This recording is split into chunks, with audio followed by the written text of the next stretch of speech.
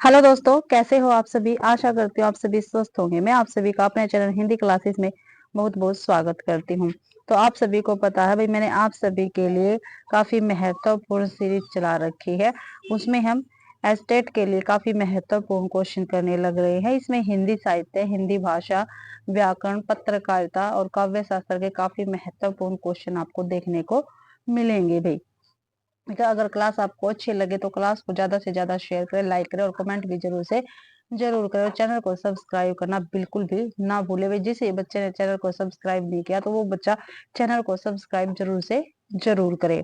ठीक है भाई। और इसी इसी के साथ मैंने EMRS की भी क्लास चला रखी है, वो भी आप जरूर से जरूर देखें। ठीक है, KVS NVS TGT PGT वालों के लिए भी चला रखी है। वो क्लास आप सभी के लिए काफी महत्वपूर्ण क्लासे है, तो आप उन क्लासों को भी जरूर से जरूर देखें। और मैंने प्लेलिस्ट भी बना रखी है। ठीक है, तो आप भाई प्लेलिस्ट को भी जाके चेक जरूर से जरूर करें। और शॉर्ट वीडियो मैंने आपके लिए प्रोवाइड करवाई है, तो वो भी आप जरूर से जरूर देखें भाई। तो आज की क्लास स्टार्ट करते हैं। निम्नलिखित में से कौन सा छंद मात्रिक छंद है। तो कौन सा छंद मात्रिक छंद है भाई, ये आपको बताना है। तो चौपाई है, इंद्रवर्जा है, उपेंद्र वर्जा है या मालिनी है। तो जो चौपाई है भाई, ये सब मात्रिक छंद है। चौपाई क्या छंद मात्रिक छंद है। और इसमें 4 चरण होते हैं। कितने? 4 चरण होते हैं और 16 मात्राएं होती है।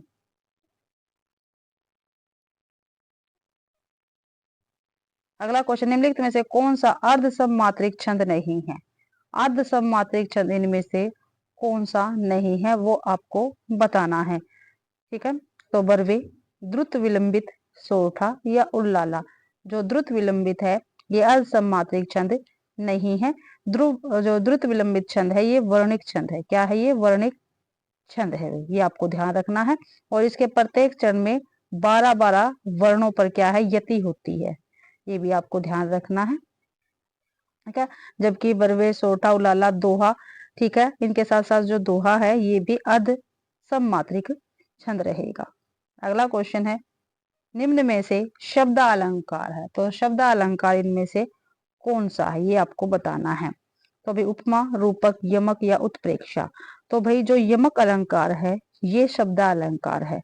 ठीक है, और भाई जो शब्द अलंकार है उसकी परिभाषा क्या होती है? जहां पर शब्दों के द्वारा, ठीक है, अलंकृत किया जाए या चमत्कृत किया जाए, वहां पर शब्द अलंकार होता है। ठीक है, और शब्द अलंकार के अंतर्गत कौन कौन से आएंगे? अनुप्रास, यमक तो यहीं पे है, और श्लेष, ये शब्द अलंकार है भाई।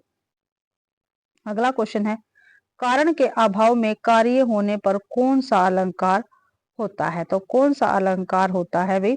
ठीक है, काफी बार हमने इसका उदाहरण देखा है। बिनु पद चले सुने बिनु काना, कर बिनु कर्म करे विधि नाना। ठीक है, तो इसमें कौन सा अलंकार है? तो विभावना अलंकार है, जहाँ कारण के अभाव में कार्य होता है, तो विभावना अलंकार होगा ये। अगला क्वेश्चन है, समुन्दर का पर्यायवाची है। तो समुन्दर का पर्यायवाची हमें बताना है कौन सा है। ठीक है, तो समुन्दर का पर्यायवाची कौन सा है भाई? निर्धि, नीरद, नीरज या वारिज। तो भाई जो निर्धि है ये समुद्र का पर्यायवाची शब्द है।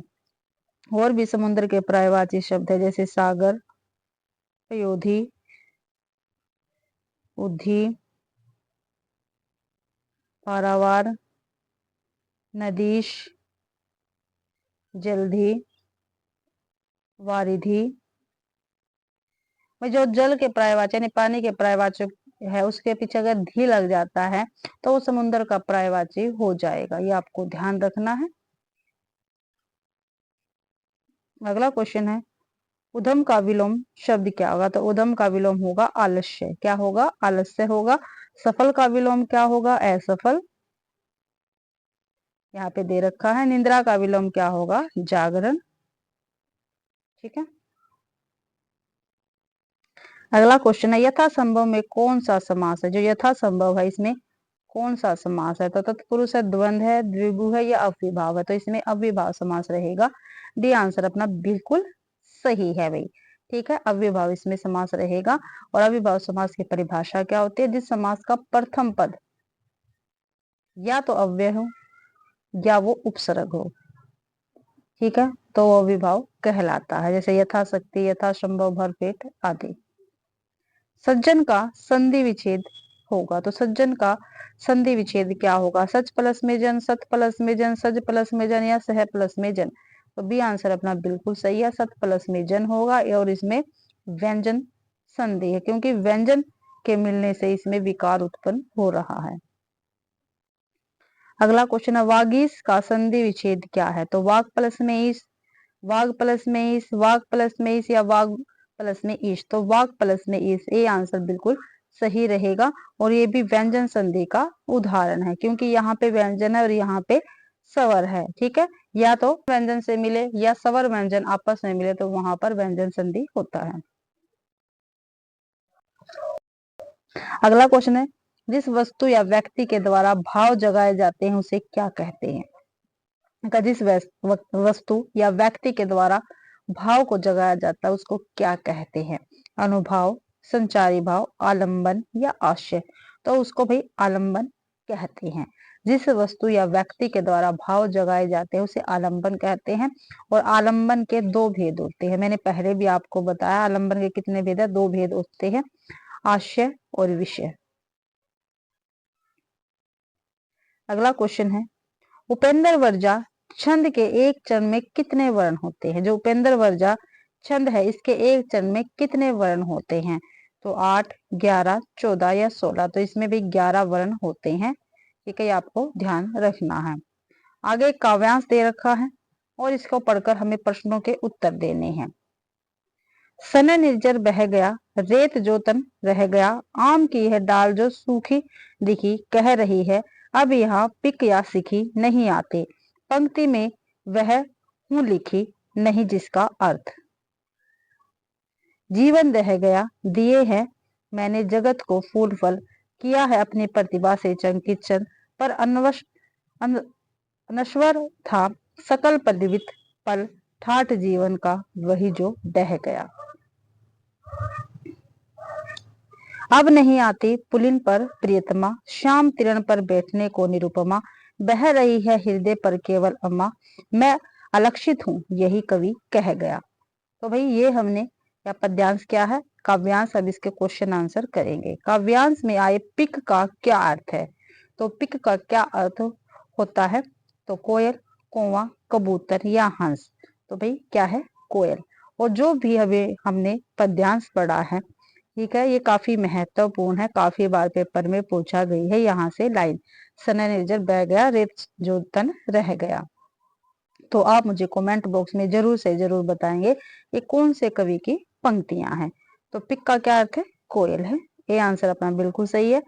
सकल का अर्थ क्या होगा? जो सकल है इसका अर्थ क्या होगा? तो क्या होगा भाई? संसार, समाज, सबल या पूरा। तो भाई सकल का अर्थ होता है पूरा। पुलिन का अर्थ, जो पुलिन है इसका अर्थ क्या होगा भाई? पुल, पुलिया, नदी या तट। तो तट होगा।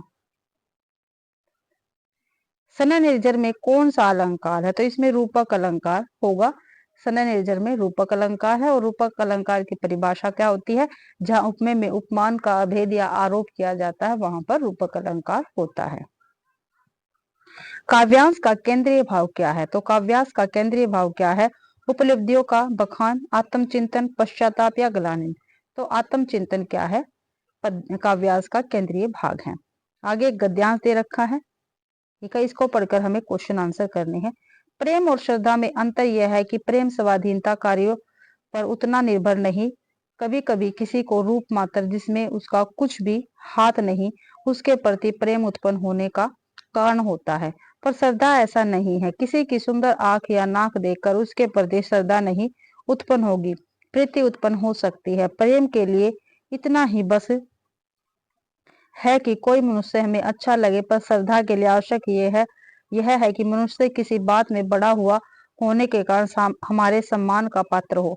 श्रद्धा का व्यापार स्थल विस्तृत है, प्रेम का एकांत। प्रेम में घनत्व अधिक और श्रद्धा में विस्तार। तो अब हम इसको भाई जो हमने गद्यांश किया है इसके क्वेश्चन आंसर हम करेंगे।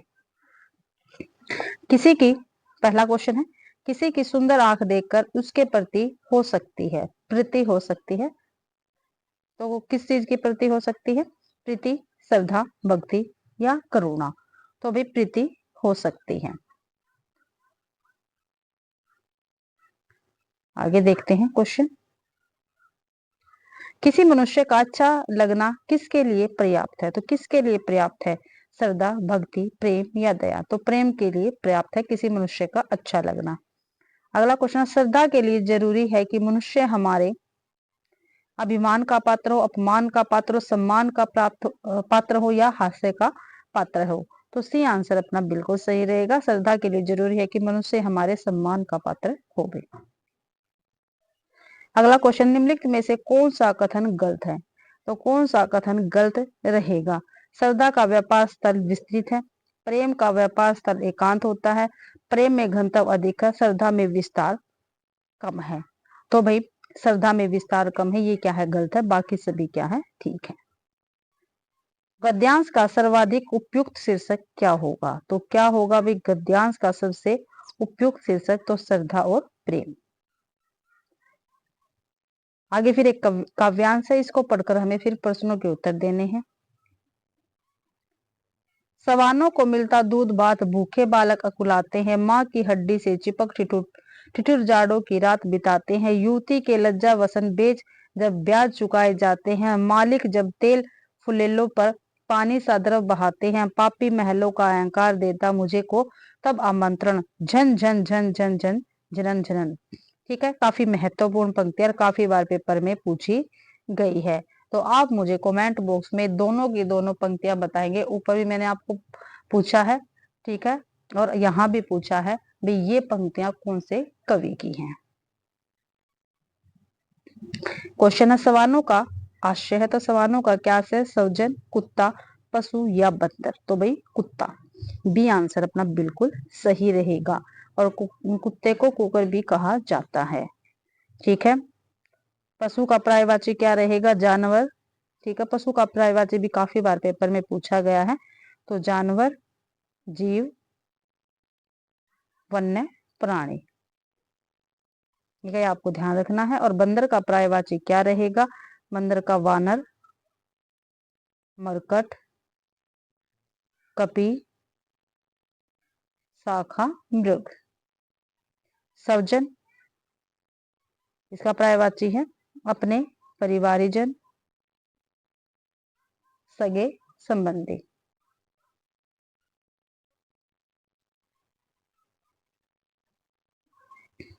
अगला क्वेश्चन है भाई, बालकों के अकुलाने का कारण है, तो क्या है? बालकों के अकुलाने का कारण भूख है, प्यास है, बीमारी है, गर्मी है? तो भूख है भाई। क्या है? भूख है। वसन का अर्थ क्या है? वसन का अर्थ क्या है? आभूषण है, घर है, वस्त्र है, वसन है? तो भाई वस्त्र रहेंगे। ठीक है, और वस्त्र है, इसके पर्यायवाची काफी बार पेपर में पूछे गए हैं। तो परिधान, पट, चीर, शुष्क। ठीक है, अनशुष्क। अगला क्वेश्चन है, लज्जा वसन में कौन सा अलंकार है? तो लज्जा वसन में भाई रूपक अलंकार रहेगा। ठीक है, अपना डी ऑप्शन बिल्कुल सही है। अगला क्वेश्चन है, काव्यांश में किसके प्रति घृणा का भाव है? तो काव्यांश में किसके प्रति घृणा का भाव है? सवानों के प्रति, बालकों के प्रति, युवतियों के प्रति या धनिकों के प्रति? तो भाई काव्यांश में धनिकों के प्रति क्या है? घृणा का भाव है भाई, ये आपको ध्यान रखना है। ठीक है, मैं पंक्ति यहाँ पे भी बता सकती हूँ किसकी है। चलो हम बता ही देते हैं, रामधारी सिंह दिनकर की पंक्ति है भाई, जो हमने अभी काव्यांश किया है। और मैंने आपसे अभी पंक्ति पूछी थी ये किसकी है? तो रामधारी सिंह दिनकर की पंक्ति रहेगी। ठीक है, और कहाँ से ली गई है? विपथगा से ये ली गई है। और इनकी अन्य रचनाएं कौन कौन सी है? रेणुका है, ओंकार है, रसवंती है, कुरुक्षेत्र है, सामधेनी है, बापू है, द्वंद गीत है। इनकी काफी महत्वपूर्ण कृति रहेगी भाई। तो इसी के साथ भाई आज के अपनी क्लास के ठीक है 25 क्वेश्चन कंप्लीट होते हैं। आशा करती हूँ भाई आप सभी को क्लास पसंद आई होगी। अगर आप सभी को क्लास पसंद आती है तो प्लीज क्लास को ज्यादा से ज्यादा शेयर करें, लाइक करें और कमेंट करना बिल्कुल भी आप ना भूले भाई। ठीक है, और चैनल को भी सब्सक्राइब जरूर से जरूर करें। आप सभी का क्लास देखने के लिए बहुत बहुत धन्यवाद।